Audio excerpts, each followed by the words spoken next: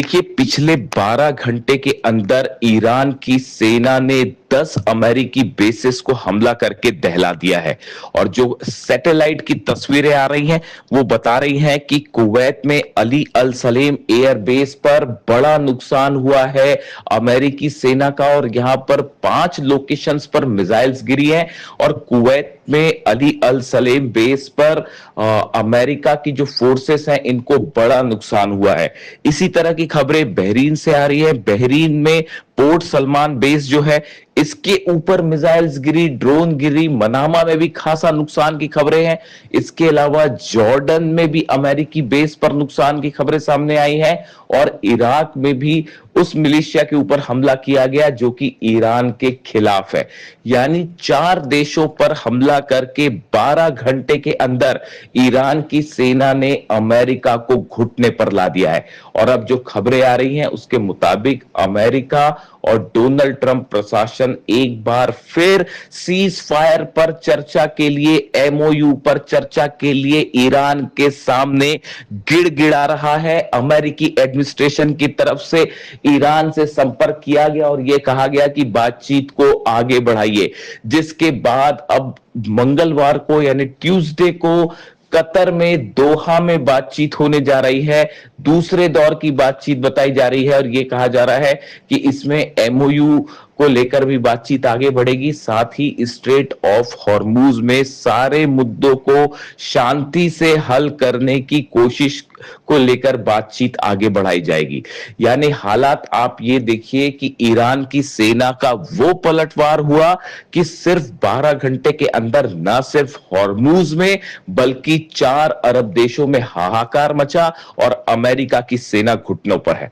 देखिए, जिस तरह से अमेरिका ने हमले किए सिरिक आइलैंड पर, केशम आइलैंड पर, बंदर लेंगे पर, ये 3 लोकेशंस ऐसी थी जिस पर हमले किए गए। ईरान की मिसाइल साइट्स को और ड्रोन साइट्स को निशाना बनाया गया। उसके बाद ईरान की तरफ से सिग्नल साफ था, मैसेज साफ था कि टिट फॉर टैट किया जाएगा और जो हमला अमेरिका ने किया है उससे बड़ा हमला किया जाएगा। यह संदेश ईरान की सेना के प्रमुख की तरफ से दिया गया था, अहमद वाहिदी साहब की तरफ से दिया गया था, और उसी का पालन करते हुए ईरान की सेना ने करारा जवाब दे दिया अमेरिका को। और 12 घंटे में वो हालात हुए कि देखिए, हॉर्मूज में ईरान ने 3 टैंकर जला डाले। सिंगापुर का टैंकर जला, पनामा के फ्लैग वाला टैंकर जला, और अब बताया जा रहा है कि ब्रिटेन के एक टैंकर के ऊपर भी हमला किया गया और तीनों टैंकर्स को अमेरिकन फोर्सेस नहीं बचा पाई। और जो मिसाइल्स मारी गई हैं उसको भी रोकने में अमेरिका पूरी तरह से विफल रहा। यानी हकीकत यह है कि हॉर्मूज को लेकर ईरान ने साफ कर दिया है कि अगले 30 दिनों तक हॉर्मूज का पूरा कंट्रोल ईरान के हाथ में रहेगा। अब्बास अराक्ची साहब की तरफ से, विदेश मंत्री की तरफ से बयान आया है ईरान के कि अगले 30 दिनों तक अब पूरी तरह से हॉर्मूज ईरान के कब्जे में रहेगा। यहां से कोई भी जहाज ईरान की परमिशन के बिना नहीं निकल पाएगा, और किसी तरह का इंटरफेरेंस अगर अमेरिका की सेना की तरफ से होता है तो अमेरिकी सेना को भी, अमेरिकी जहाजों को भी, वॉरशिप्स को भी निशाना बनाया जाएगा। बड़ा ही सख्त और साफ संदेश ईरान की तरफ से दे दिया गया है।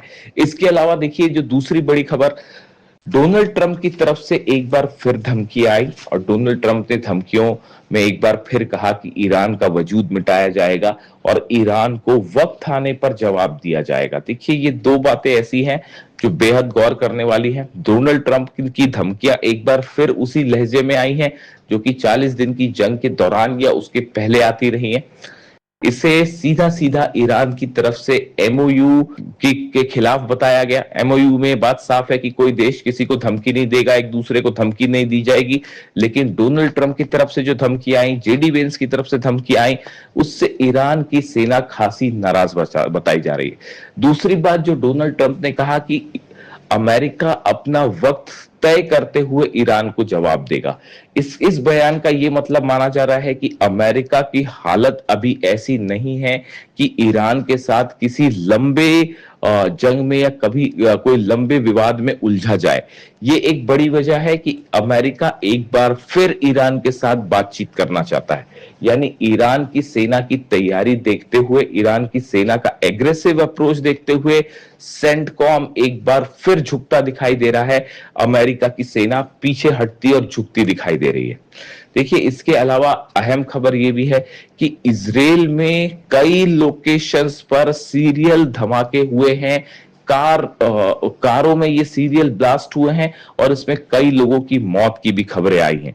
देखिए, इजराइल में अचानक ये खबर सामने आती है कि एक ही वक्त में चंद मिनटों के अंदर कई शहरों में कारों में धमाके हुए और धमाकों में कई लोगों की मौत हुई है, कई लोग घायल भी हुए हैं। फिलहाल इजराइल की एजेंसियां इस पूरे धमाकों की जांच कर रही हैं। अभी तक किसी ने इस धमाकों की जिम्मेदारी नहीं ली है, लेकिन इसको लेबनान में जो ऑपरेशन हो रहा है इजराइल, उससे जोड़कर देखा जा रहा है। देखिए, लेबनान में लगातार इजराइल के हमले जारी हैं। बीते 12 घंटे के अंदर 3 से 4 लोकेशन पर इजराइल की तरफ से जो है वो बमबारी की गई है, हमले किए गए हैं, जिसमें कई लोगों के घायल होने की खबरें आ रही हैं। इसी तरह के हमले गजा में भी जारी हैं, जिसके बाद लेबनान की तरफ से खास तौर पर हिजबुल्लाह की तरफ से ये बात कही गई है कि जब तक इजराइल की सेना लेबनान से बाहर नहीं निकल जाती है, तब तक हिजबुल्लाह की तरफ से लगातार हमले जारी रहेंगे और जो समझौता लेबनान की सरकार ने इजराइल के साथ किया है, उसके कोई मायने नहीं रह जाते जब तक इजराइल की सेना लेबनान से बाहर नहीं आती। यानी देखिए, लेबनान में हालात वैसे के वैसे ही बने हुए हैं, गजा में हालात उसी तरह से बने हुए हैं। और इसके साथ ही देखिए, एक बेहद अहम खबर यह भी है कि अमेरिका के सेना के बड़े अधिकारियों ने इजराइल की सेना के बड़े अधिकारियों के साथ मुलाकात की है। यानी खबर इस तरह से आ रही है कि इजराइल की सेना के चीफ अमेरिका के सेना के कुछ बड़े अधिकारियों से उन्होंने सीक्रेट मीटिंग की है और ये बताया जा रहा है कि ईरान के खिलाफ एक बड़े ऑपरेशन की तैयारी की जा रही है, जो कि एक ग्राउंड ऑपरेशन भी हो सकता है। और इस तरह की भी खबरें हैं कि अमेरिका ने अपने रिफ्यूलिंग जेट्स की संख्या बढ़ा दी है।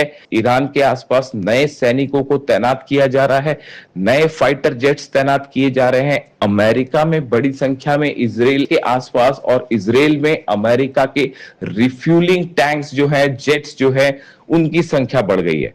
और बताया जा रहा है कि हॉर्मूज को लेकर डोनाल्ड ट्रंप ये चाहते हैं कि किसी तरह से हॉर्मूज को अपने कब्जे में लिया जाए। बिना हॉर्मूज पर कब्जा किए ईरान को नहीं हराया जा सकता।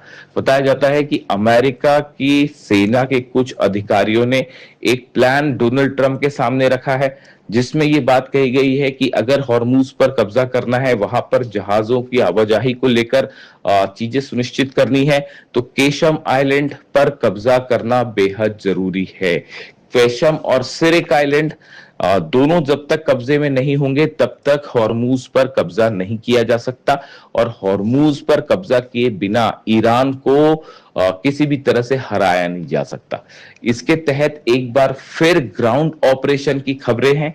ईरान की सेना की तरफ से ही इस तरह के बयान सामने आए हैं, ईरान की न्यूज एजेंसीज की तरफ से ये बयान सामने आए हैं कि अमेरिका किसी बड़े ग्राउंड ऑपरेशन को अंजाम दे सकता है, जिसका करारा जवाब देने के लिए ईरान की सेना तैयार है। खास तौर पर केशम आइलैंड के आसपास और सिरिक आइलैंड के आसपास जो हॉर्मूज का एंट्री और एग्जिट पॉइंट माने जाते हैं, यहां पर ईरान की तरफ से अपनी छोटी बोट्स एक बार फिर बड़ी संख्या में उतार दी गई हैं हॉर्मूज में।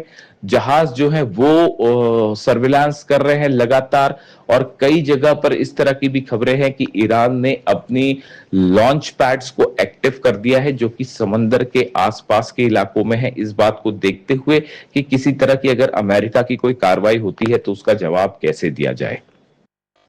इस बीच में अब खबरें, सबकी नजरें जो हैं वो कतर में होने वाली बैठक पर टिक गई हैं, जहां अमेरिका और ईरान के प्रतिनिधि एक बार फिर मिल सकते हैं, जिसमें ये बात आगे बढ़ेगी कि क्या मामला किसी तरह के टॉक्स की तरह एमओयू के तहत आगे बढ़ता है, या एक बार फिर हालात जंग की तरफ मुड़ जाएंगे। ये बात अब कतर में तय होती हुई दिखाई देगी। इससे जुड़ा जो भी अपडेट होगा आप तक पहुंचाएंगे।